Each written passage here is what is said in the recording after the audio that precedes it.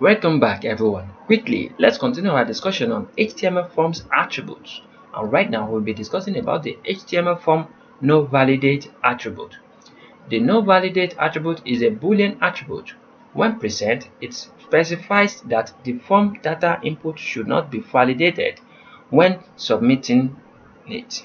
So I'm going to show you how this works now. Back to our document. As you can see, we are having this in our previous tutorial.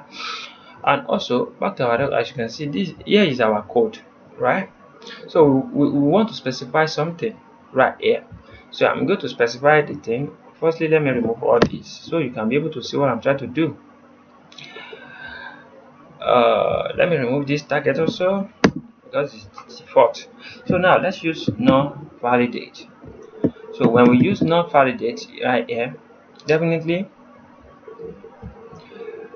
this we are saying that this input we are having right here is not validated. It should just send anything. Let's send it and submit.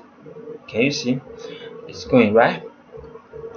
But this not validate also supposed to have what validate, right? The reason why I said it's supposed to have validate is because, let's say for instance now, inside here we want to have, in the next future tutorial is where you can understand this very well, because this is highly advanced level. Because if I say I'm explaining this here right here now, it's going to look somehow, because it's going to make this thing rough easily, because here we can do many things. So with this not validate, definitely we are telling our phone that it should not validate whatsoever code we had, whatsoever validation we specify inside this input. That's what's going on. So inside our PHP, let's say we write some stuff that this should validate something for us or whatsoever, or inside here we are saying that the limit we gave this thing limit, we gave our text input limit or whatsoever, all those stuffs.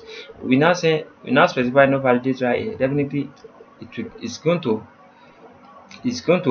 pass everything, because the no validate is not going to is going to it's going to avoid it. Is all the things that we are saying it should validate, it will not validate it, it's just go direct. So that is the benefit of using this no validate. If I say I'm explaining this right here, it's going to make our document look somehow.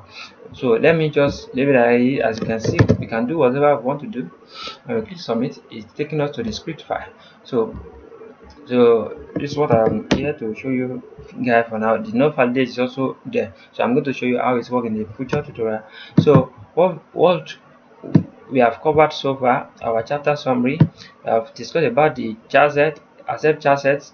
We haven't discussed about the accept, about this charset we have discussed about it in some ways. You should understand it even without me saying something, because we have discussed about the charset in our previous tutorial.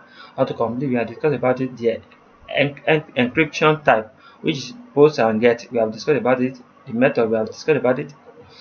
We have discussed about the name, no validate, rel type, target. All these we have discussed about them. So in our next tutorial, we are still going to talk about something more about this form, because this form is having some tricks that you have to know. So let us meet in the next tutorial. Anwar akorede ayofe is my name. I wish to see you guys next time, and make sure you practice. Practice makes perfect.